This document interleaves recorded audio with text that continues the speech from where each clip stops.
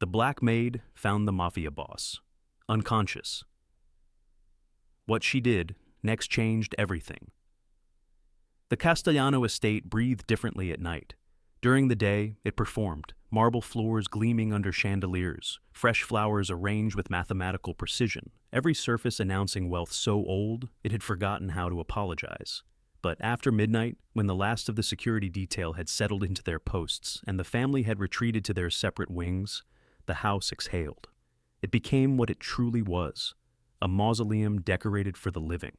Lorraine Okafor had worked there for 7 years, long enough to know which floorboards whispered and which ones screamed, long enough to read the temperature of a room before stepping into it, long enough to become invisible in the most valuable way, the kind of invisible that meant she saw everything while being seen as nothing. She was 53 years old. Her hands knew the particular weight of Vincenzo Castellano's crystal tumblers, the exact pressure needed to remove wine stains from silk without leaving ghosts. Her ears had learned to distinguish between the silences, the comfortable ones when business was good, the brittle ones that preceded violence, the hollow ones that followed it. Tonight, the silence was different. It had texture, weight, the kind of quiet that presses against your eardrums like a warning you can't quite translate. She'd stayed late to finish the library. Mr. Castellano had hosted a meeting that afternoon, the kind where men spoke in murmurs and left behind cigar ash and the faint copper smell of fear. Not their fear, the fear of whoever they'd been discussing. Lorraine had learned years ago not to linger on such details. Curiosity in this house was a luxury that came with a price she couldn't afford. Her son, Marcus, was finishing his 2nd year at Columbia, pre-law.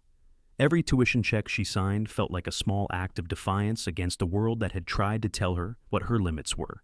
Every semester he completed was proof that invisibility could be a strategy, not a surrender. She gathered her cleaning supplies and made her way toward the service entrance, her footsteps practiced in their silence. The main corridor stretched before her, dim and cool, lined with portraits of Castellano ancestors who'd built their empire on blood money and called it legacy.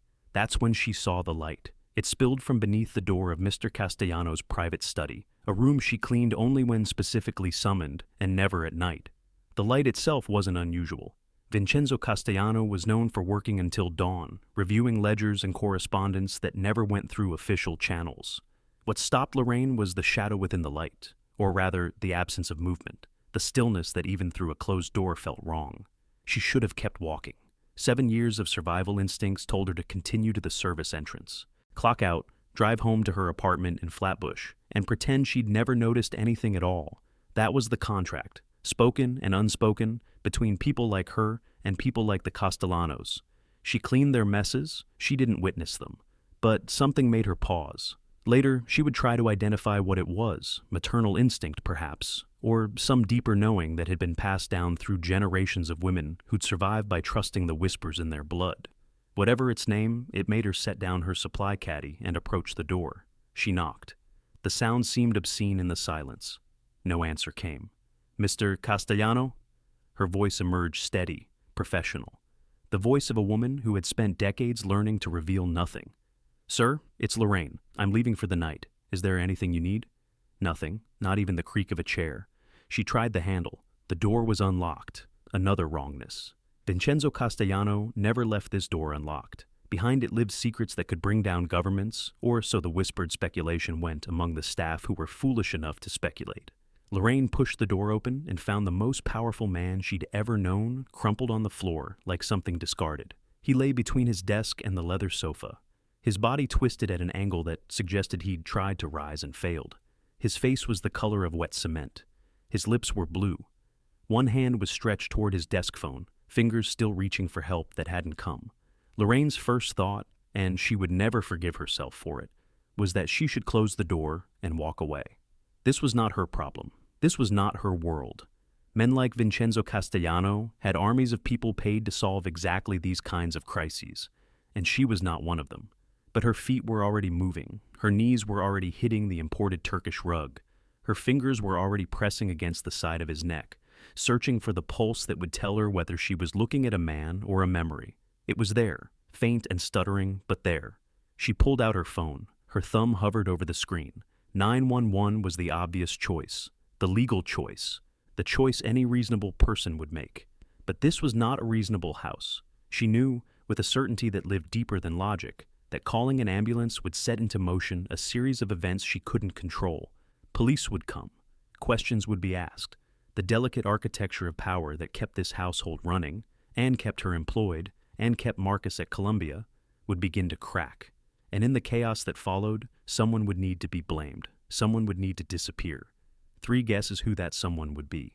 Lorraine looked at the man on the floor. She thought about the years she'd spent wiping down surfaces he'd never noticed, cleaning bloodstains he'd never acknowledged, serving dinner to men whose names appeared in whispered news stories about missing persons and harbor accidents. She thought about how easily she could become one of those stories, how easily she could become nothing at all. Then she thought about Marcus, about the way he'd looked at her during his last visit home, proud but worried, asking if she was sure she was okay working in that place.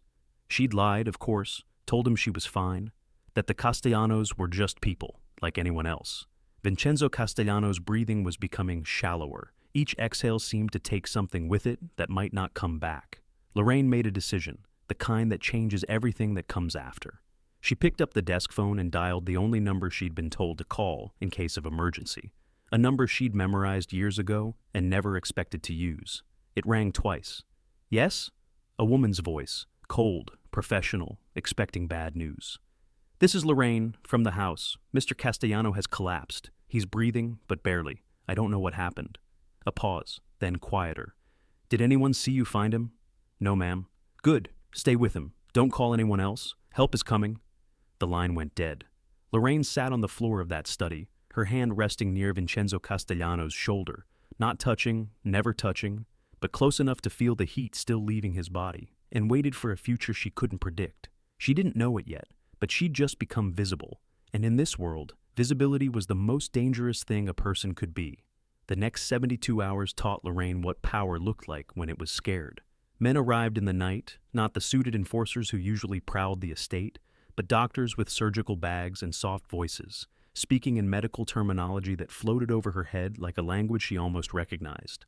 They didn't ask her to leave. They didn't acknowledge her presence at all, except once, when one of them handed her a blood pressure cuff and said, "Hold this." She held it. The private medical team worked through the night. Lorraine learned in fragments that Vincenzo had suffered a heart attack, a bad one, the kind that would have killed him if she had arrived 10 minutes later, or if she'd done what instinct had first whispered and walked away. By dawn, he was stable. By noon, he'd been moved to a private medical suite that existed in a wing of the house Lorraine had never been permitted to enter. By evening, his eldest daughter, Karina, had flown in from Milan, and the house had transformed into something between a war room and a hospital. Lorraine went home. She made herself dinner, rice and stew from a recipe her mother had taught her, and sat at her small kitchen table, waiting for the phone call that would tell her she was fired, or worse. The call that would tell her she'd made a mistake, that there were complications, that she'd seen too much, and now something had to be done about it. The call didn't come. Instead, 3 days later, she was summoned.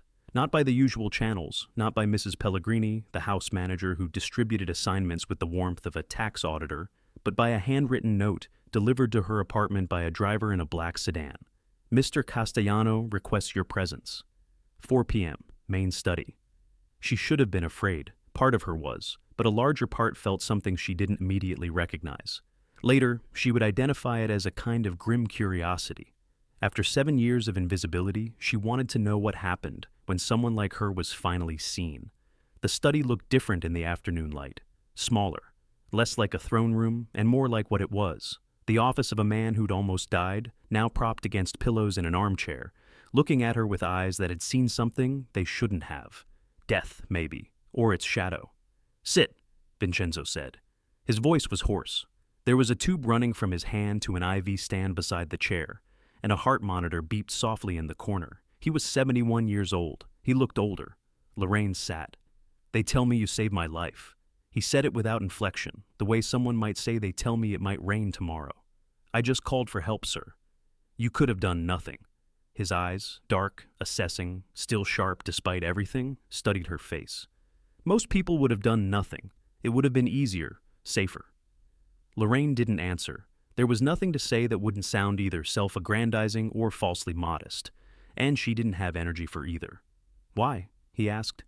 She thought about lying. Something simple. something that would satisfy him and let her leave. But when she opened her mouth, truth came out instead. "I don't know." He laughed. It was a terrible sound, wet, followed by coughing, but it was real. "Honest, I like that." "If you say so, sir." "I do." He leaned back, wincing at some pain she couldn't see. "You've worked here for how long? 7 years?" "Yes, sir." "And in 7 years, you've never caused a single problem, never stolen anything, never gossiped to the press, never asked for a raise, even when you probably should have." Lorraine remained silent. She was beginning to understand that this was not a conversation. It was an evaluation.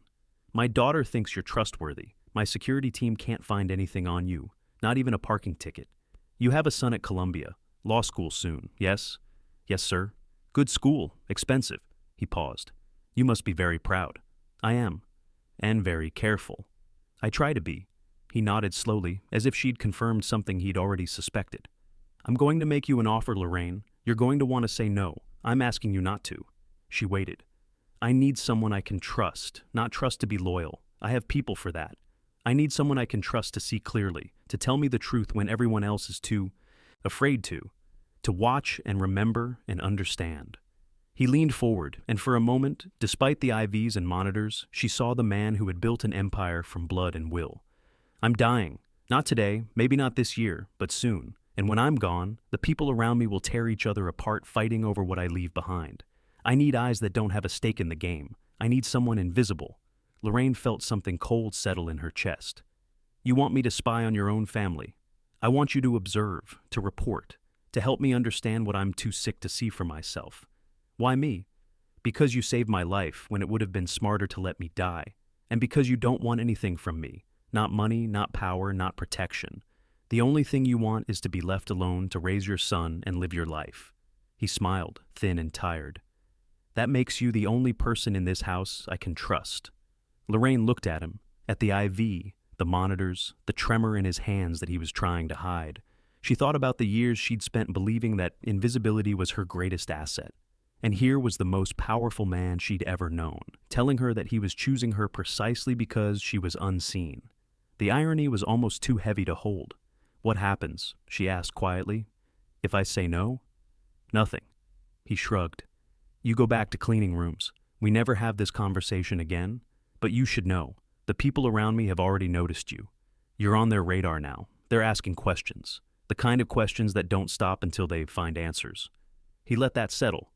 "You're already in this, Lorraine. The only question is whether you want to be a player or a piece." She thought about Marcus, about Columbia, about the life she'd built one invisible day at a time, scrubbing and polishing and pretending she didn't hear the things that were said in the rooms she cleaned. She thought about what it might mean to stop pretending. What would I have to do? Nothing you're not already doing. Watch, listen. Once a week, we have a conversation like this one. You tell me what you've seen, what you've heard, what you think. And I'm supposed to trust that this won't put me or my family in danger? Vincenzo's eyes flickered. "I can't promise you safety. No one in my world can. But I can promise you this. As long as I'm alive, you and your son are under my protection. Real protection. The kind that means something." It was a devil's bargain. Lorraine knew that. Every instinct she'd developed over decades of survival was screaming at her to walk away. But she also knew that walking away wasn't really an option anymore. Not after that night. Not after she'd seen what she'd seen. The question wasn't whether she was involved. The question was what she was going to do about it.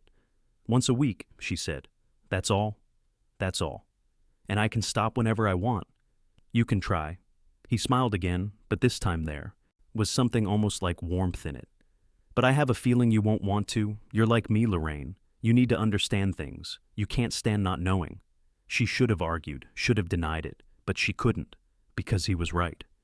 "When do we start?" she asked. "We already have." The weeks that followed changed Lorraine in ways she hadn't anticipated. On the surface, nothing was different. She still cleaned the same rooms, still arrived at the same time each morning, still nodded politely to the same security personnel who barely registered her existence. But beneath the surface, everything had shifted. She was no longer passing through the house. She was reading it. The Castellano children, there were 4 of them, ranging from Carina at 42 to the youngest, Tommaso at 28, orbited their father's sickbed like planets around a dying sun, each with their own gravitational pull, their own hidden agendas. Carina, the eldest, had returned from Milan with the air of someone who'd already been crowned. She spoke in directives, rearranged furniture to her liking, and met regularly with the family lawyers in hushed tones that stopped abruptly whenever Lorraine entered a room. Karina's power was obvious, which meant, Lorraine was learning, that it was probably less secure than it appeared. Marco, the second child and only son, was different. He ran the family's legitimate businesses, real estate, import-export, a string of restaurants that served as convenient fronts for less legal transactions. He was charming in the way that frightened Lorraine most, the effortless kind, the kind that made you forget what you were actually seeing. He treated Lorraine with exaggerated courtesy, always remembering her name, always asking after Marcus. That attention, she realized, was its own kind of weapon. Sophia, the third, was the mystery. She'd left the family years ago, married a professor in Boston, built a life that looked like escape, but she'd returned for her father's illness and hadn't left.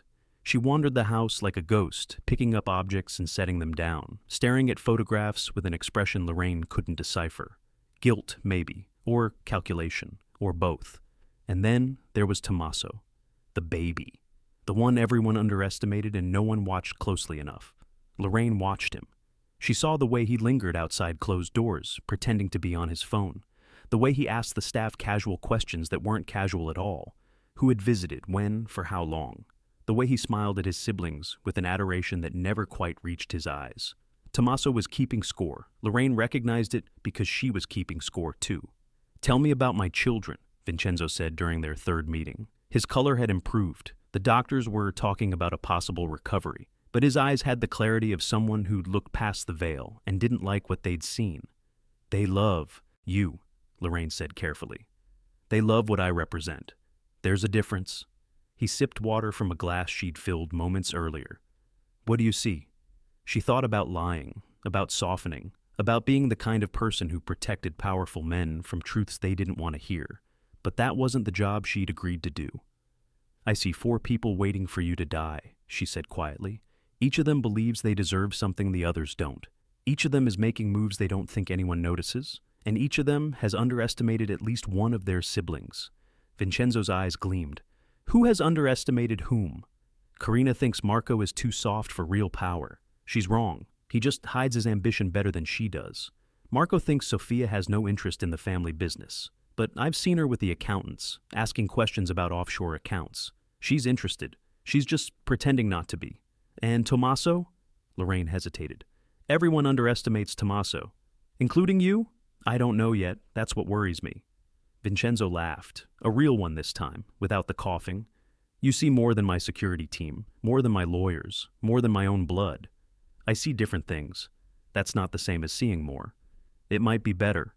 He was quiet for a moment, looking at her with an expression she couldn't read. "My wife is buried in the garden," he said. "Did you know that?" "No, sir. Unofficial, of course. There's a grave in the cemetery, a headstone, flowers every Sunday. But she's here. She asked to stay close to the house." He looked toward the window, toward the manicured grounds where gardeners trimmed hedges with surgical precision. "I think about her, now that I'm close myself.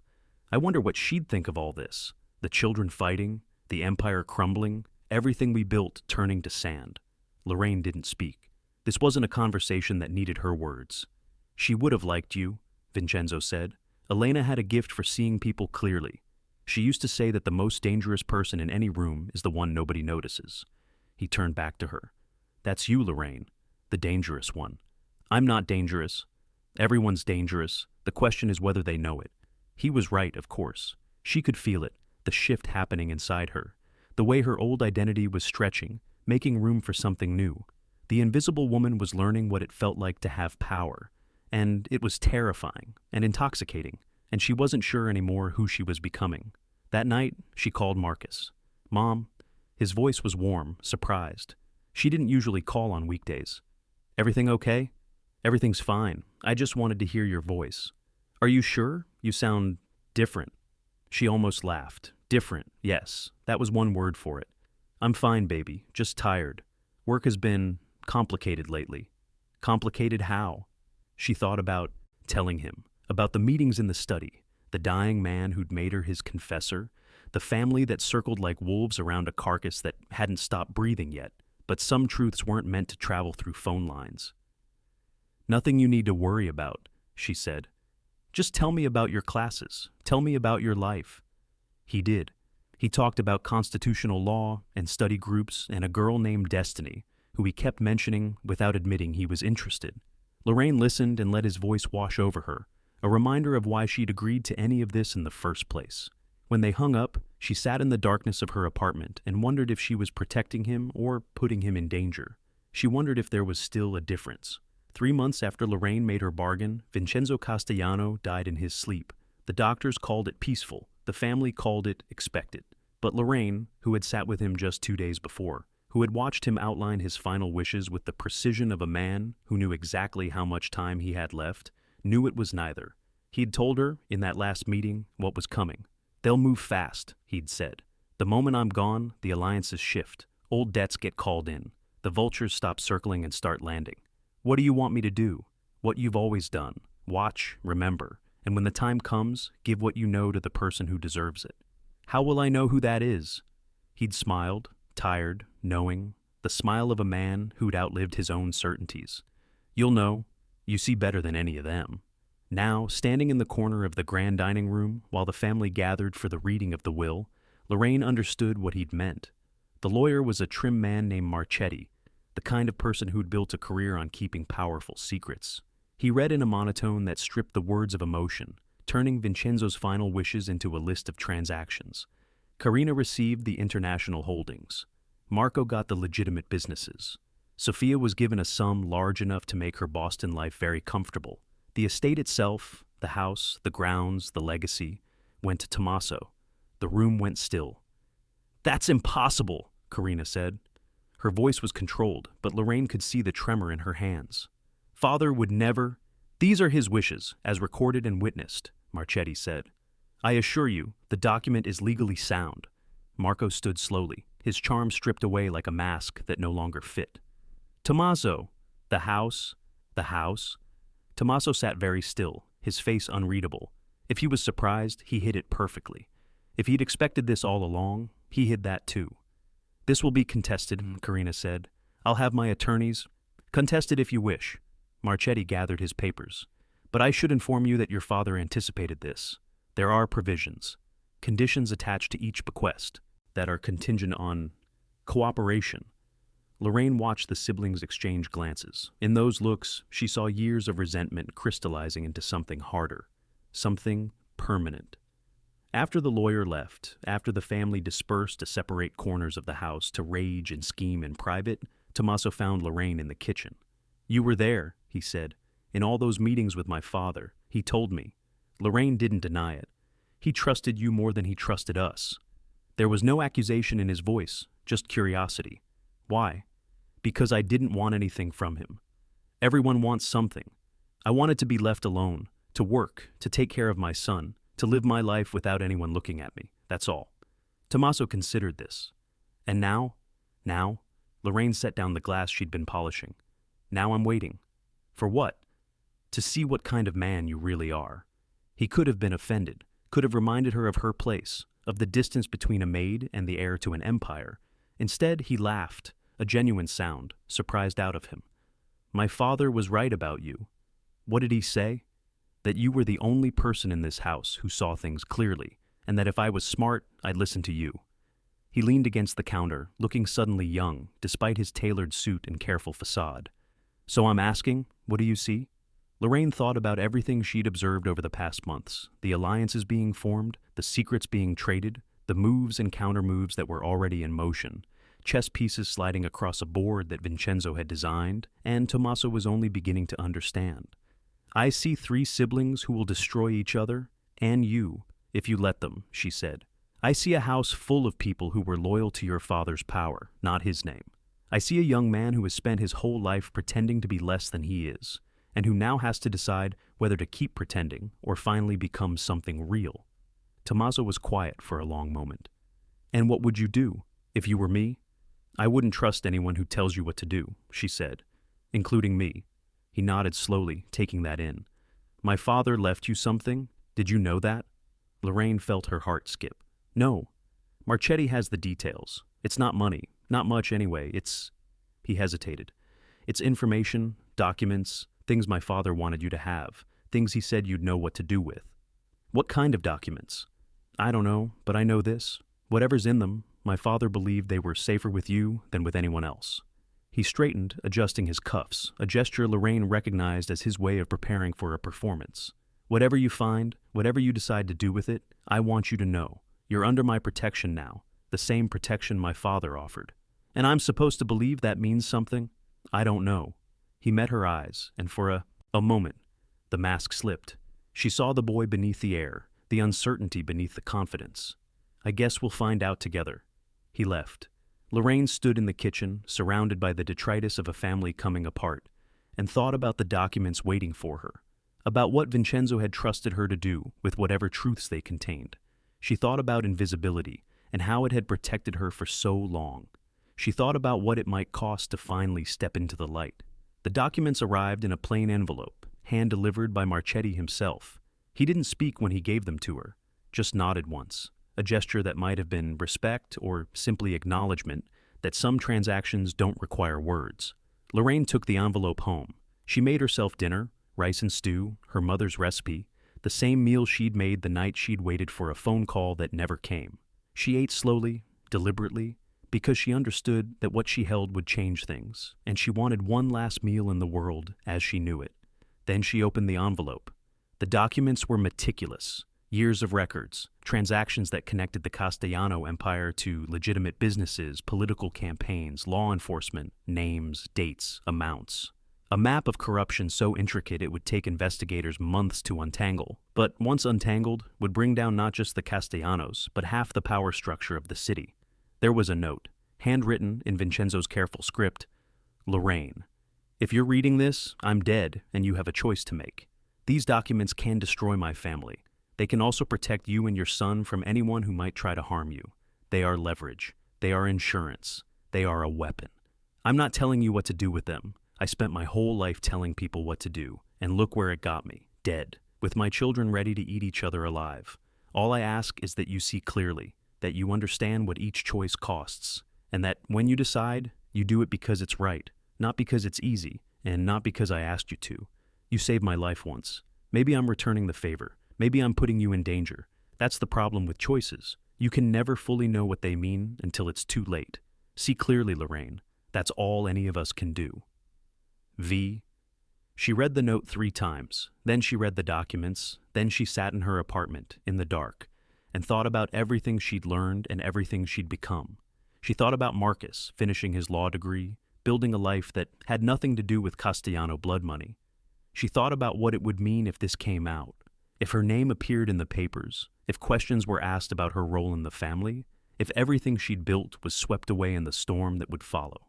She thought about Tommaso, young and uncertain, trying to build something new on, foundations made of blood, about Karina and Marco and Sofia circling each other with knives behind their smiles, about all the people who worked in that house, the drivers, the cooks, the gardeners, who would lose everything if the empire fell. She thought about the women who'd come before her mother, who'd cleaned houses for families that never knew her name, her grandmother, who'd worked fields for people who considered her property, generations of women who'd survived by staying invisible, by making themselves useful, by never asking for more than they were given. And she thought about what it might mean to finally ask for more. The decision, when it came, was quieter than she'd expected. No dramatic revelation, no thunderbolt of clarity, just a slow settling, like sediment finding the bottom of a glass. She would keep the documents, not to use them, not yet, but to have them. To be the one who decided what happened next. To be, for the first time in her life, a player instead of a piece. She wasn't interested in revenge, wasn't interested in justice, at least not the kind that came with handcuffs and courtrooms, and someone else deciding what was right. She was interested in something simpler. The power to protect what was hers. The power to watch over her son from a distance. To ensure that the world she'd navigated so carefully wouldn't reach out and crush him when she wasn't looking. The power to be seen when she chose to be, and invisible when she didn't. Vincenzo had called her dangerous. He was right, but not in the way he'd meant. She wasn't dangerous because she had secrets. She was dangerous because she understood something the Castellanos had never learned, that real power isn't about force. It's about patience, about seeing clearly, about knowing when to act and when to wait. about understanding that some endings arrive dressed as forgiveness. The next morning, Lorraine returned to the Castellano estate. The house was in chaos, lawyers and family members shouting in the study, security personnel looking uncertain, the fragile structure of power already beginning to crack. She moved through it all like a ghost, invisible again, carrying her cleaning supplies and her secrets with equal care. Tommaso found her in the library. He looked like he hadn't slept. "They're trying to push me out," he said. "Karina and Marco. They've formed an alliance. They're claiming father wasn't in his right mind, that the will is invalid." Lorraine kept polishing the glass she'd been working on. "What are you going to do?" "I don't know. Fight, I suppose. But I don't know if I can win. They have more experience, more contacts. They have more of everything," Lorraine said quietly. "Except patience." He looked at her. "Meaning?" "Meaning they're moving too fast, making too much noise, acting like they've already won." She set down the glass. "The people who move fastest are usually the people who are most afraid." "What should I do?" "Listen, watch, let them think they're winning, and wait for them to make a mistake." She met his eyes. "They always make a mistake." Tommaso was quiet for a moment, then he nodded. "My father was right about you," he said. "You see things clearly." "I've had a lot of practice." She returned to her work. He left, moving a little slower now, a little more carefully. Learning, maybe, what she'd spent a lifetime understanding. That the invisible ones survive. 6 months later, Lorraine was still at the estate. The family war had settled into an uneasy truce. Karina had returned to Milan, having negotiated control of the European operations.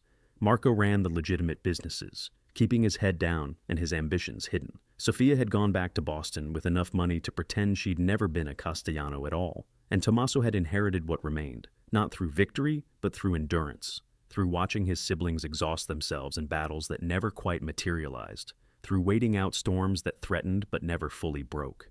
He asked for Lorraine's counsel sometimes. Not often, he was learning to trust his own eyes, but when it mattered, she gave it carefully, never telling him what to do, only helping him see what was already in front of him. She never used the documents, never needed to.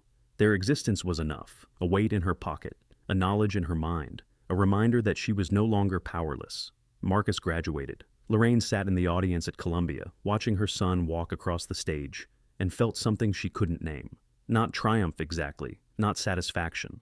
Something quieter and more sustaining. Peace, maybe. The kind that comes not from having won, but from having survived on your own terms. After the ceremony, Marcus found her in the crowd. "Mom." He hugged her, lifted her off the ground, laughed with a joy that was uncomplicated and pure. "I did it." "You did it," she agreed. "No." He set her down, looking at her with eyes that saw more than she'd given him credit for. "We did it. Both of us. Everything you sacrificed." "I didn't sacrifice anything," she said. "I made choices. There's a difference." He studied her, and she wondered what he saw. The cleaning woman who'd worked in mansions, the mother who'd always been there, always been steady, always been enough, or something else, someone else, that was only now becoming visible.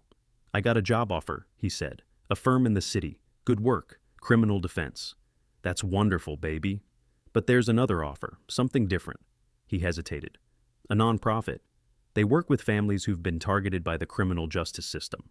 It pays less, a lot less, but it matters." Lorraine looked at her son, at the man he'd become, at the lawyer he would be, at all the choices stretching out before him, and she smiled. "Take the job that lets you sleep at night," she said. "The rest will figure itself out." He nodded slowly. Then he hugged her again, and she held him, and she thought about all the ways survival echoes forward through time. That evening, Lorraine drove back to her apartment. She made dinner. She sat at her table in the fading light, looking at the city through her window, the buildings that held so many secrets, the lives that moved through them, unseen. She thought about Vincenzo Castellano dying in his study, reaching for a phone that was too far away, about the moment she'd decided to push open that door. She could have walked away, could have remained invisible, remained safe, remained the woman she'd always been, but she'd chosen differently. And that choice had led here, to this apartment, this evening, this strange peace that felt like finally coming home. Some endings aren't endings at all, she thought. They're just the place where one story stops and another begins. Tomorrow, she would return to the Castellano estate. She would clean rooms and observe silences and keep the secrets that had been trusted to her. But tonight, she would sit in the quiet and remember and understand. The woman who'd walked into that study 7 months ago was gone. In her place was someone new, someone who'd learned what it meant to be seen and had chosen that power for herself. The night was soft. The city hummed its eternal hum. Anne Lorraine Okafor, dangerous and patient and finally visible, sat in her small apartment and watched the light fade and felt, for the first time in a very long time, like she belonged exactly where she was. The truth doesn't break people. The pretending does. She didn't destroy them. She just stopped being invisible. It wasn't vengeance, it was simply this. She finally allowed herself to be seen. And that, quiet and patient and undeniable, that was how she changed everything.